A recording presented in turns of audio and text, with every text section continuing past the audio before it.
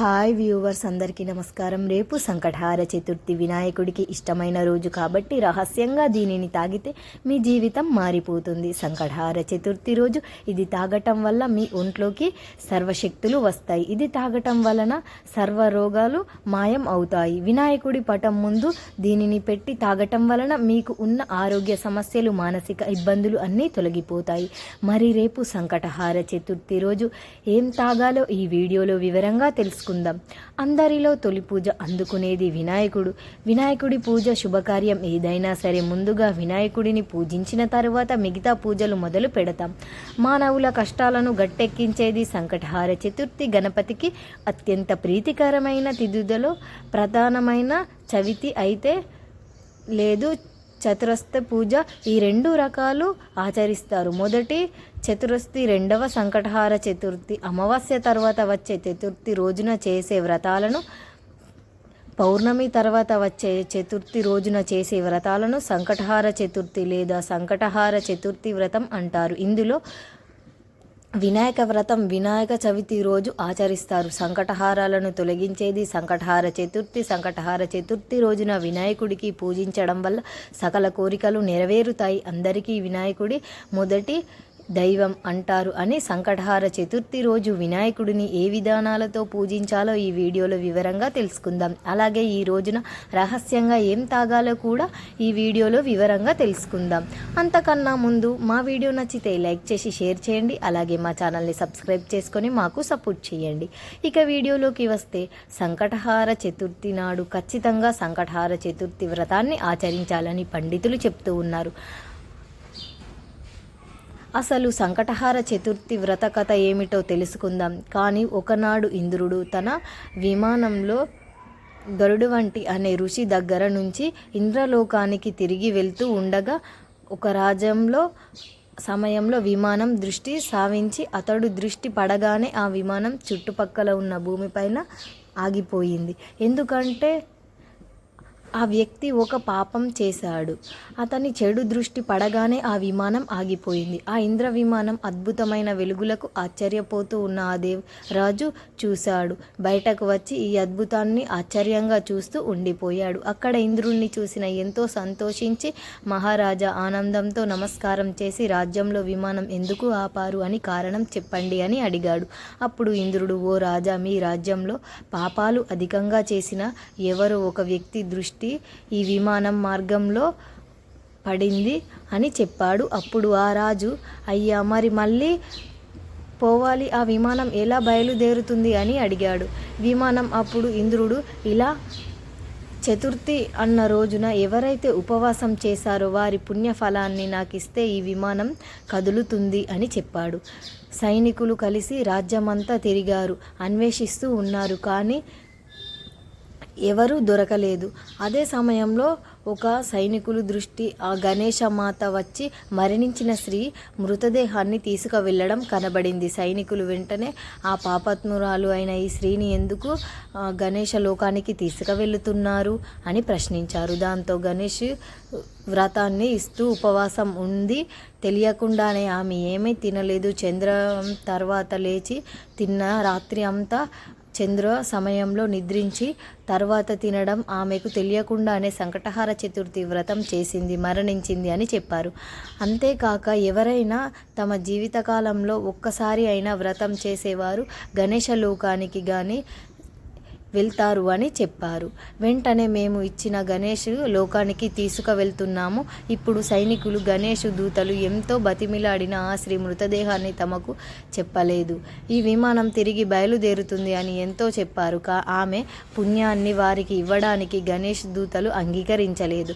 దేహం పైన నుండి వీచిన గాలి విమానాన్ని ఆ చోటకి చేరి కదిలేలా చేయటం వలన ఆ దేహాన్ని తాకిన గాలి తన పుణ్యం పొంది దానికి వలన ఇతరులకు విమానం బయలుదేరేందుకు చెప్పవచ్చు.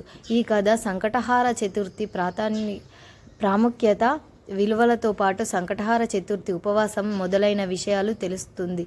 వినాయకుడి భక్తి శ్రద్ధలతో వ్రతం చేయటం వలన చాలా పుణ్యం పొందుతారు అని ఈ వ్రత ఆచారం.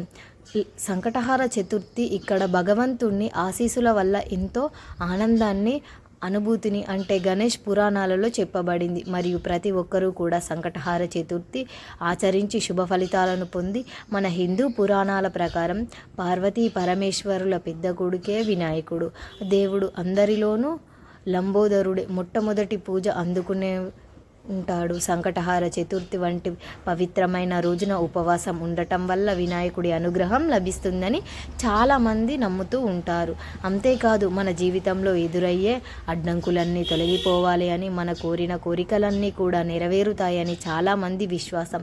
అందుకే ఈ రోజున ఉపవాసం ఉండాలి అని నమ్ముతూ ఉంటారు. సంకటహార చతుర్థిని తెల్లవారుజామున నిద్రలేచి ఇల్లు శుభ్రం చేసుకొని, ఇల్లు మొత్తం గంగా జలం చల్లుకొని లేదా పసుపు నీటిని ఇల్లంతా చల్లుకొని, ఆ తరువాత తలస్నానం చేసి పూజ నీటిని శుభ్రం చేసుకొని వినాయకుడి విగ్రహాన్ని ఉంచి ఆయనకు ఇష్టమైన పసుపు రంగు అలాగే దర్భగడ్డిని సమర్పించాలి. నైవేద్యంగా బూందీ లడ్డూను నివేదించాలి. ఆవు నెయ్యి దీపాన్ని వెలిగించాలి. వ్రతకథను చదివి హారతి ఇవ్వాలి. పూజలో ఏమైనా పొరపాట్లు జరిగితే అంటే క్షమించమని కోరుకుంటూ గుంజిళ్ళు తీయాలి. అలాగే అనంతరం ఉపవాసం ఉండలేని వారు ఉపవాసం నియమాలు పాటించాలని, సాయంత్రం కూడా గణేశుడికి తప్పనిసరిగా పూజ చేసి చంద్రదర్శనం తరువాత ఉపవాసం విరమించాలి. ఉపవాసం విరమించిన తర్వాత సాత్విక ఆహారం మాత్రమే తినాలి. ఈరోజు పూజ చేసే సమయంలో 1 గ్లాసు పాలను వినాయకుడి నైవేద్యంగా పెట్టాలి. అలాగే చిన్న బెల్లం ముక్కను తీసుకొని నువ్వులను వినాయకుడి పటం దగ్గర ప్లేట్లో పెట్టి మీకు ఉన్న ఆరోగ్య సమస్యల గురించి, మానసిక ఇబ్బందుల గురించి చెప్పుకొని ఆరబెట్టిన పాలను నైవేద్యంగా పెట్టాలి. మరగబెట్టిన పాలను నైవేద్యంగా పెట్టి ఇక రోజు సాయంత్రం కాళ్ళు చేతులు కడుక్కొని దీపం వేసి 7 తర్వాత 8 తర్వాత అంటే ఆకాశంలో చంద్రుడు కనిపిస్తాడు కదా, వినాయకుడి పటం ముందు పెట్టిన ఆ పాలు, బెల్లం, నువ్వులను ఒక ప్లేట్లో పట్టుకొని ఇంటి పైకి వెళ్ళి చంద్రుడి కిరణాలు పడే చోట పెట్టి ఒక 5 లేదా 10 నిమిషాల తర్వాత పాలతో బెల్లం, నువ్వులను బాగా కలిపి తాగాలి. చంద్రకిరణాలు పడిన పాలను తాగటం వలన ఒంటిలో సర్వశక్తులు వస్తాయి. ఉత్సాహంగా అన్ని పనులలో పాల్గొంటారు. చంద్రుడి అనుగ్రహం కలుగుతుంది. ఆ తర్వాత మీకు మానసిక ప్రశాంతత కలుగుతుంది. మనశ్శాంతి, మనస్తృప్తి ఉంటుంది. విద్యార్థులు, ఉద్యోగాలు, వ్యాపారం చేసేవారు ఇలా సంకటహార చతుర్థి రోజు ఈ పాలను తాగితే చాలా మంచి ఆలోచనలు ఉంటాయి. ఇతర చెడు అలవాట్లు అయినా సరే మానివేస్తూ ఉంటారు. మంచి ఆలోచన శక్తి ఉంటుంది. ఇవి మీ ఒంటికి మంచి బలాన్ని ఇస్తాయి. రాత్రిపూట వీటిని తాగటం వల్ల చాలా ప్రయోజనాలు కలుగుతాయి. సంకటహార చతుర్థి రోజు వీటిని తాగితే వినాయకుడి మీ విజ్ఞానాల్ని వృద్ధి చేస్తాడు. మీకు పనులలో ఇలా విజయాలు సాధిస్తారో తెలియజేస్తాడు. సంకటహార చతుర్థి రోజు ఇవి తాగటం వల్ల మీ జీవితం మారిపోతుంది. మీ జీవితంలో కొత్త మార్పులు చూస్తారు. ప్రశాంతమైన జీవితాన్ని గడుపుతారు. ప్రతి సంకటహార చతుర్థి రోజు ఇలా పాలను తాగితే మంచి అద్భుతాలను చూస్తారు. మరి ప్రతి ఒక్కరూ కూడా సంకటహార చతుర్థి రోజు ఈ వ్రతాన్ని ఆచరించి ఇది తాగండి. ఉపవాసం ఉన్నా ఉండకపోయినా ఇది తాగవచ్చు. భక్తి శ్రద్ధలతో వినాయకుడి, చంద్రుడిని పూజించి వీటిని తాగి శుభ ఫలితాలను పొందండి. గణేశుడికి ఎంతో ఇష్టమైన రోజు ఈ రోజు. పూజ చేసినా చెయ్యకపోయినా ఈ సమస్యలన్నీ తీరాలి అంటే కూడా, అష్టైశ్వర్యాలు కలగాయంటే, మీరు చేపట్టే పనులలో ఏవైనా ఆటంకాలు ఎదురవుతూ ఉంటే ఈ కూడా పనులన్నీ విజయవంతం చేస్తూ ఉండాలి. మరి ఎంతో శక్తివంతమైన సంకటహార చతుర్థి రోజు ఏ మంత్రం పఠించాలో ఇప్పుడు ఈ వీడియోలో వివరంగా తెలుసుకుందాం. సంకటహార చతుర్థి అనేది ప్రతి నెలలోనూ వచ్చే గణపతి పండుగ రోజు. కష్టాలను అనేవి ప్రతి మనిషికి ఉంటాయి. డబ్బు ఉన్నవారు, లేనివారు, స్త్రీలు, వృద్ధులు, పెద్దలు, చిన్నపిల్లలు ఇలా ఎవరి స్థాయికి తగ్గట్టు వారికి ఏదో ఒక ఇబ్బంది, ఏదో ఒక కష్టం వస్తూనే ఉంటుంది. ఇబ్బందుల నుండి, కష్టాల నుండి లేదా కష్టం నుండి బయటపడడానికి మన శక్తిలా సరిపోనప్పుడు భగవంతుడి సాయం అవసరమవుతుంది. పూజ చేయడం, వ్రతం చేయడం, నోములు చేయడం చేస్తూ ఉంటాం. తద్వారా భగవంతుడి కృప మనకు లభిస్తున్న మానసిక సంకల్పంతో, సంతోషంతో మనం మన సమస్యల నుండి సులభంగా బయటపడతాం. ప్రతి నెల ఇట్లాంటి కష్టాలను పోగొట్టుకోవడం కోసం, మానసిక సంతోషం కోసం పూజించడానికి ఎంతో ముఖ్యమైన రోజు ఈ సంకటహార చతుర్థి. ఇది గణపతికి ఎంతో ప్రీతికరమైన రోజు. ఈ రోజు కుదిరిన వారు వ్రతం చేసుకుంటే మంచిది. సంకటహారాన్ని కూడా పోతాయి. లేదంటే తోచిన విధంగా గణపతిని పూజించినా కూడా మంచి ఫలితాలు కలుగుతాయి.